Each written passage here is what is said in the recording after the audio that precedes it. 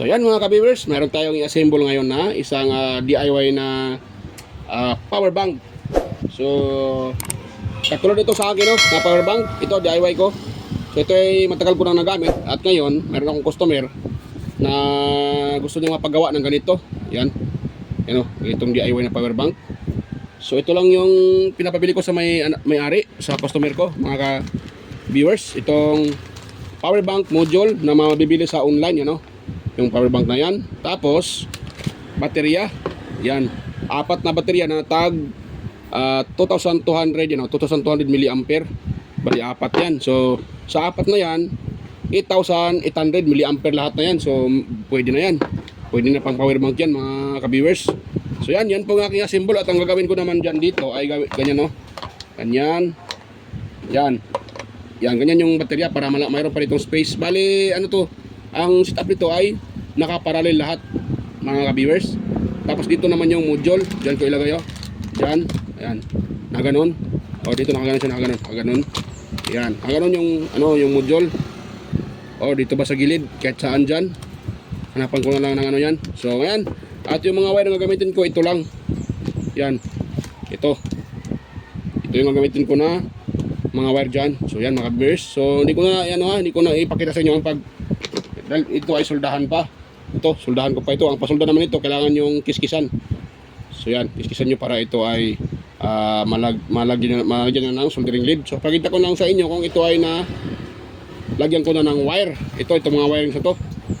Yan, so pause ko muna sandali mga ka-idol o mga ka-viewers. So yan mga ka-idol or mga ka-viewers, okay na po yung So ngayon, assemble ko na yung DIY ko na power bank. Yan.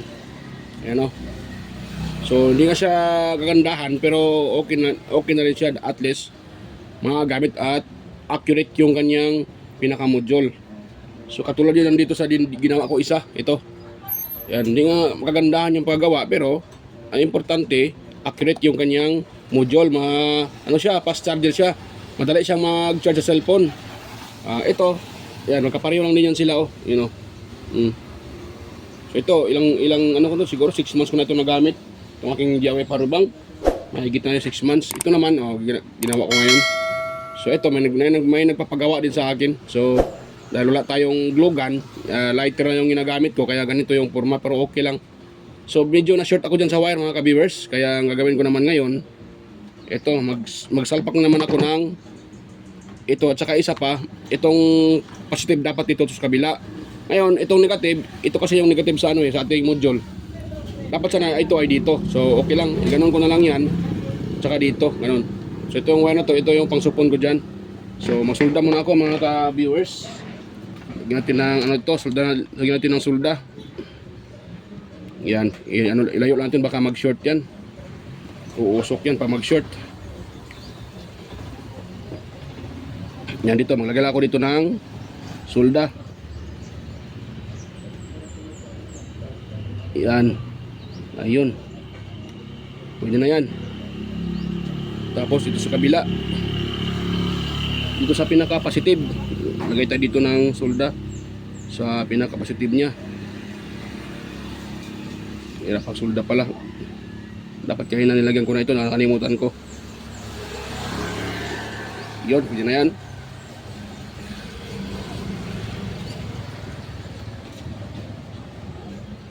Yun.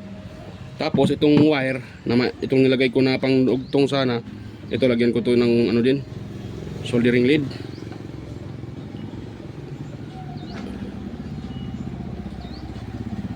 Yan. So pasensya nga pala, hindi ko na napakita ang nito, pag-assemble, dahil para hindi na masyadong haba video natin, matagal kasi pag ipakita ko pa. So meron naman akong ibang video dyan sa paggawa ko ng itong isa kong power bank na DIY. Meron akong video dyan paano ko siya winawiring sa mga ka-viewers. Yan.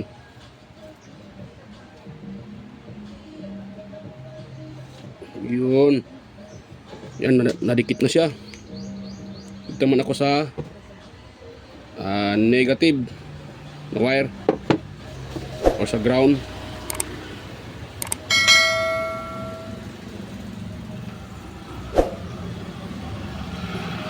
Yun. Tapos dito lagay tayo ng negative or pinaka ground.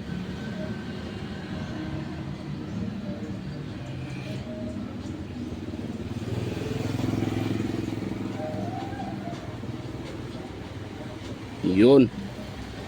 Ayun, no. Tapos ito na itong pagdikitin. So ang forma niya ngayon ay ganito siya, oh. Itong positive dito sa pula. Siyempre parehong kulay. So letter X, ano siya ngayon? Parang X, naka-X na siya. Ganun. Ayan. Pwede lang naman yan. Ang importante, tama yung polarity. Yan ang pinaka-importante sa lahat. So medyo mahaba lang ata. Ito. Medyo mahaba ito yung wire, ah. Okay lang yan, mahaba. So akin mga itong balatan gamit ang aking lighter.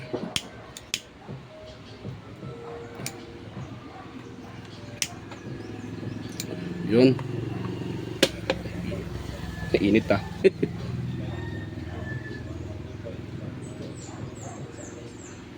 Ito, pagsamahin natin tong positive.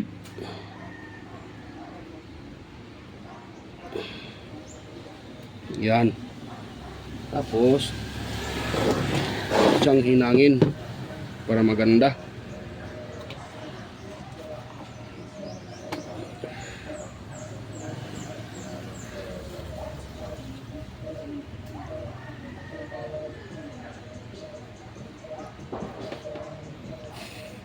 Yun. So magkita ng electrical tape, baka siya ay mag-short. Delikado. Baka uusok yan natin yung ating board pag mayroon pa mag-short. So maglagay muna ako ng electrical tape para safety. Yan. So ganun lang natin. Tapos lagay tayo ng electrical tape para safety yung ating board at hindi mag-short ito. Dapat mag-short itong dalawang wire. Sigurado masira yung ating pinaka-board.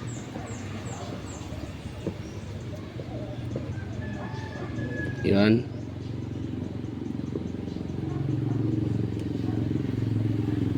Yun. Pwede na yan. Tapos ito din sa kabila. Ito na itong pagsamahin.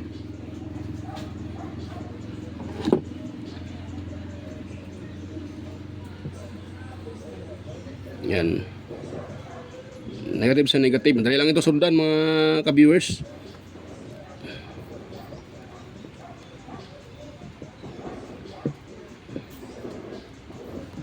Yan. Hiraman natin yung cellphone ni Madam. Titest natin ito ngayon. Natin kung ito yung nagkakarga. Saan na yung cellphone, Madam? Na-charge na? Wala. Okay laman. Nalobat na. Nalobat na. Saan na? C-type yung katong USB. agoy. Mau lang. Hindi na ito agri ma-charge. Naamor naman sila ko diri kuan. Micro USB nga kuan. Nagnaako diri wire. Yan, lagyan ko muna ito ng mga ka-viewers. Lagyan ko muna ng soldering lead.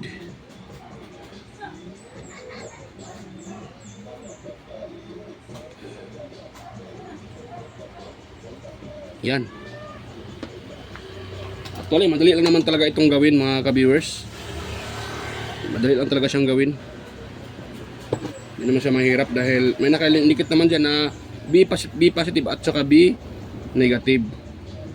So sundan nyo lang pag kayo magawa. Tingnan nyo lang yung polarity. So ito ay pinapagawa ni ma'am sa akin dahil wala silang sa bahay nila. Ang ginagamit nila ay solar lang. Ngayon nahirapan silang yung nila Bluetooth speaker dahil dali lang malubat. So sabi ko mas maganda ito dahil pag ito ay ginagamit nila doon sa speaker ay hindi na basta-basta malulubat yung nila speaker.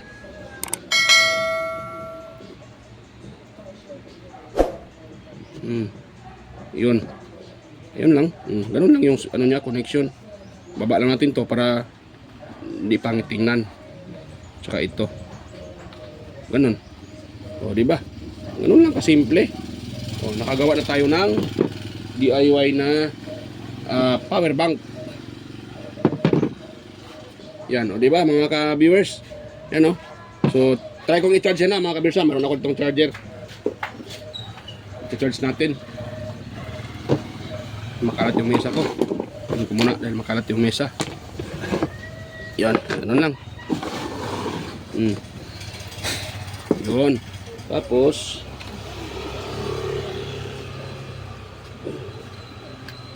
yun. So ito yung kanyang charger dito sa bali tatlo lang pinagana ko dito. Dalawang output sa USB. Ito yung kanyang input dito. Yan. O, di ba? So medyo siya dahil ang ginamit ko dito ay soldering iron lang pang butas. Yan. O yun nagkarga, di ba? Input in, o di ba? Mayroon siyang 84%. So hindi pala ito masyadong lubat. Mayroon pang 84% medyo full pa siya. Yan Yan, o di ba? Nagana. So kuha muna ako ng ng aking pinaka charging cord. Wala yung ko mga ka-viewers charging port. Ayun. Hindi natin Ayun, charge Kita nyo ba? Ayun di ba? Charging. Di ba? Maganda. Ano? So 84. Di ba nata-charge siya? Running. Yan. Charging siya. Ganun lang kasimple.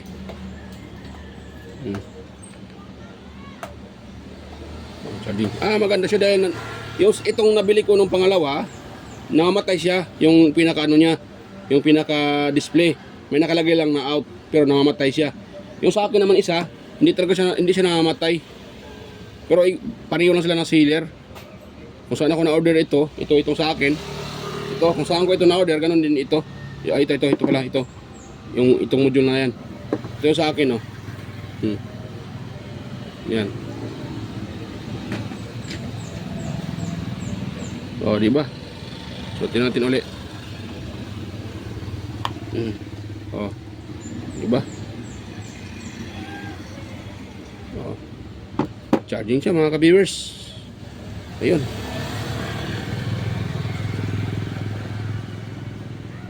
Five volts and 2.4 amperes.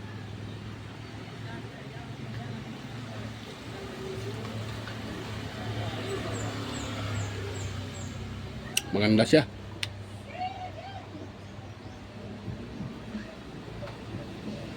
Ayan ano na siya malapit sa mapul. Kanina 2 bars lang yun 3 bars pala, 3 bars. Yun nadagdagan na ng isang bar. So ayun, madali din pala siya magsa-charge mga ka-viewers. Halos hindi ko nabawasan yung hindi nabawasan yung yan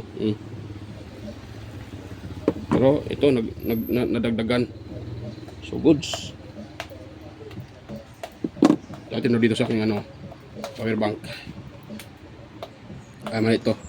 Lang kuha tayo ng ibang cord. So na yung isa kong cord. Yung C-type, yung ating gagamitin. Hindi kung magkarga ba siya. Power bank to power bank. So itong sa akin, ito yung natin dyan. Or dito ako magcha-charge pala sa na to, sa aking power bank. Try kong kargahan. Dito muna ako magbuka. Saka dito. Yan.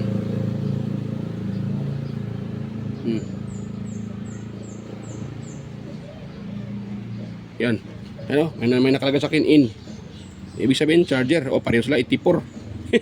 Pareho na sila ng laman 84. Pareho pala sila ng laman 84. Pwede ko ito sa akin para makita nyo. Yan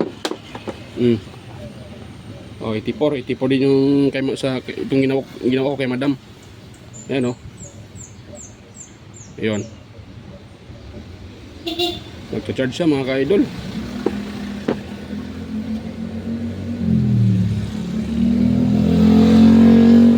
Ayun.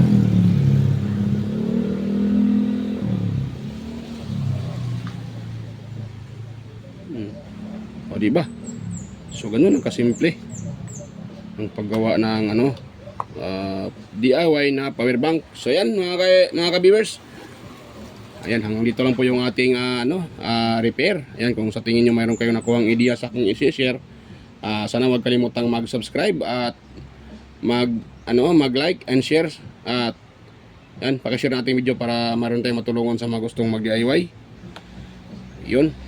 So, salamat po sa inyong panonood mga ka-viewers. At to God to be the glory po. At hanggang dito na po yung aking video yan. Bye-bye po mga ka-viewers. Bye-bye.